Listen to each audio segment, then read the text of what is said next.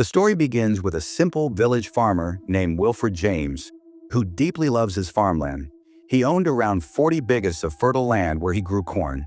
His wife, Arlette James, came from a wealthier family and had inherited 50 bighas of land from her parents. Together, they owned a total of 90 bighas of land. But Arlette didn't like village life. She wanted to move to the city and open a shop. However, Wilfred had a different mindset. He wanted their son, Henry James, to carry on the family tradition of farming and take care of their ancestral land. This difference in opinion often led to arguments between them. One day, Arlette clearly stated that she wanted a divorce from Wilfred and would take their son with her to the city.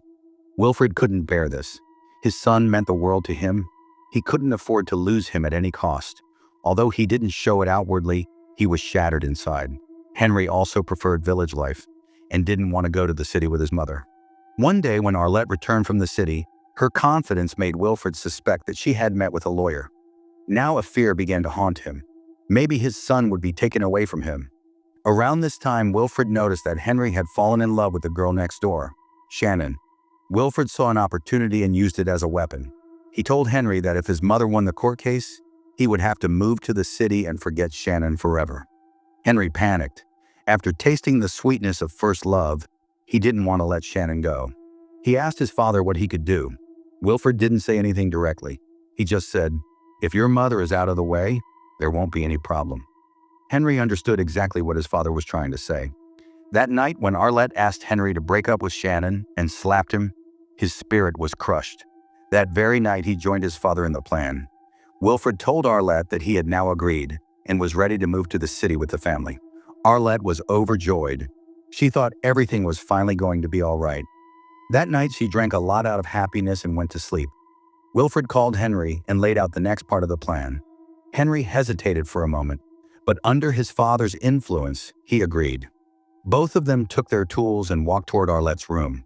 She was so drunk that she couldn't make sense of anything, and then began an act so heinous that humanity could never forgive it.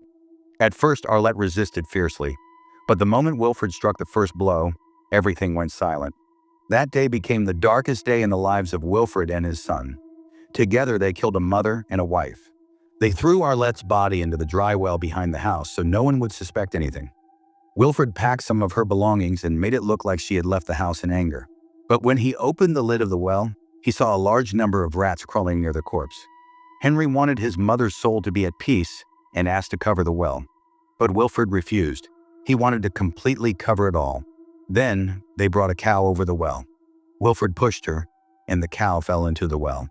He was afraid that the cow might not have died, so he struck once more. Now he was just waiting, trying to mislead the police into thinking that only cattle had fallen into the well. But he hadn't anticipated that Arlette's lawyer would arrive in the village. The lawyer informed him that a court date had already been set. Wilfred never liked the lawyer because Arlette was planning to sell the land through him to a large company that wanted to open a slaughterhouse in the village. Wilfred feared this would ruin all the crops. When the lawyer heard that Arlette had left home, he became suspicious and wanted to look inside the house. Wilfred stopped him outside. A heated argument followed, and the lawyer left angrily. Wilfred was now sure that the police would come soon, but he was prepared. A few days later, the police arrived for investigation. Wilfred told them a story, that his wife had left the house. Henry supported his father, and together they convinced the police. As they were leaving, Wilfred told the police that his cow had fallen into the well. Could they help him? But the police refused and said, "Check it yourself." Wilfred was disappointed. He had wanted to destroy evidence under the pretext of the cow. Now he realized that a valuable cow had been killed for no reason, as there was no longer any justification to fill the well in front of the police. Time passed. The crops flourished and Wilfred repaid the bank loan. Life appeared normal on the surface, but something inside had broken. Henry had become unusually quiet. The innocence from his face had vanished. Shannon began to notice this change and grew uneasy. She started thinking that maybe Henry's attention was now elsewhere. Every time, Wilfred would explain to her, "Look, dear, both of you are still children. Life decisions should be made thoughtfully." One night, Wilfred suddenly woke up to the sound of a groan. He saw that the second cow kept in the barn had been bitten by rats. As soon as he tried to do something, the rats scurried into a pipe. When he peeked in, a strong, rotten stench came out. The pipe was actually connected to the same well where the body had been dumped. Wilfred immediately sealed the pipe. When he returned home, he saw a shadow. He thought Arlette had come back, but when he looked closely, it was actually Henry. Perhaps his mind had now started living under a shadow of fear. The next morning, Wilfred mixed cement himself and permanently sealed that pipe. He thought the past was now buried and everything would return to normal. But reality had other plans. That very day, Henry told him, "Dad, Shannon is pregnant." Wilfred believed that Henry and Shannon were not yet of a suitable age to marry. He said, "Let some time pass first. The crop from the field was just enough to repay the bank loan. Where will the money for a wedding come from?" No matter what anyone said, he was not ready for Henry's marriage. This filled Henry's heart with anger toward his father, and that was the beginning of the tragic events that followed. Meanwhile, Shannon's father Harlan came to meet Wilfred. He didn't want Shannon and Henry's relationship to grow deeper, so he suggested sending Shannon to an ashram or a women's institution. At that time in society, becoming a mother without being married was considered a serious offense. Harlan was also heartbroken but saw no other way.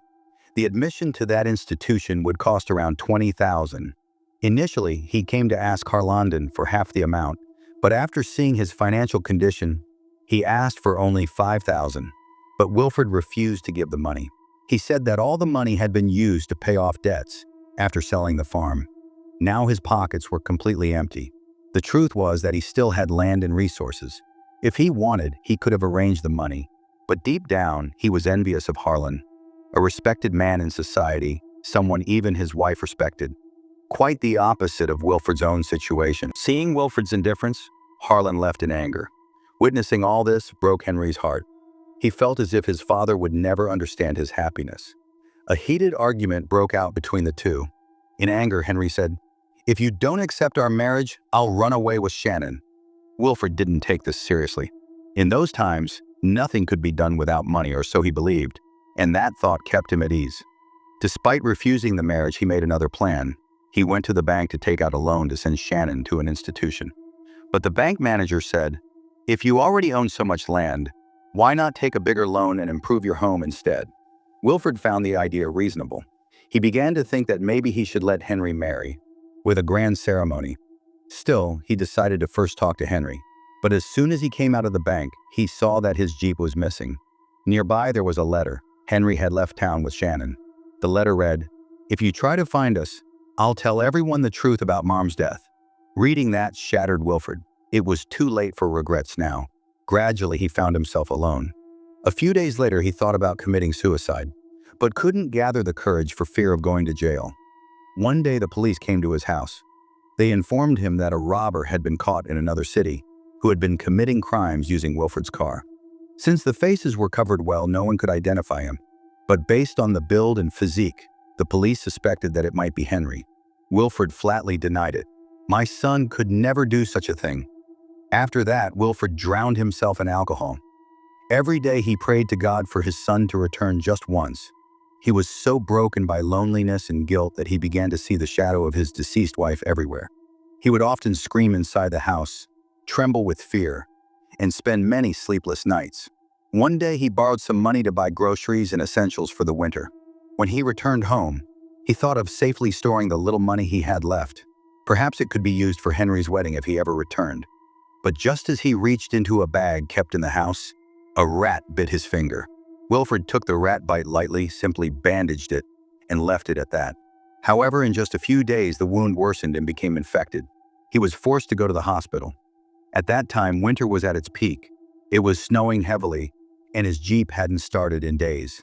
Exhausted from the cold and fatigue, when he finally returned home, he saw a shadow at the door, one that resembled his dead wife. Terrified, he ran straight to the basement, and the shadow followed him. But the shadow hadn't come to harm him. It had come to reveal a terrible truth. Henry, his son, had run away with Shannon, and now the two of them were committing robberies in different parts of the country. At first, people had begun calling them the Sweetheart Bandits. But as often happens, one day Shannon was shot and injured, and she died on the way to the hospital. Unable to bear the shock, Henry also shot himself. And so, their love story came to a tragic end. At first, Wilfred thought it was all his imagination, a dream or a hallucination. But within a few days, the snowfall stopped, and the police took him to the hospital. There, the doctors told him that due to the delay in treatment, his hand would have to be amputated. It was from the police that he also learned Henry was no longer alive. His body had been found on the road and was being brought back to the village. Hearing this, Wilfred was completely shattered. For the first time, he realized that if he had made the right decisions at the right time, perhaps his family would still be alive and happy together. There is no greater sorrow than a father having to witness the death of his young son. But in life, nothing changes with if only or what if. One must pay the price for the mistakes made, no matter how painful they are.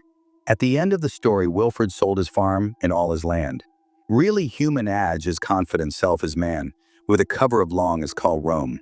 He went to the places where Henry and Shannon used to commit robberies, and finally in a cheap hotel, he took poison and ended his life. That's where the story ends. This is not a tale of a haunted spirit, but of human greed, stubbornness, and ego. Wilfred killed his wife to save his land, causing his son to run away from home and fall into a life of crime. His greed and guilt were the true ghosts that haunted him until his last breath. And the story ends here. Subscribe to this channel for more horror stories like this.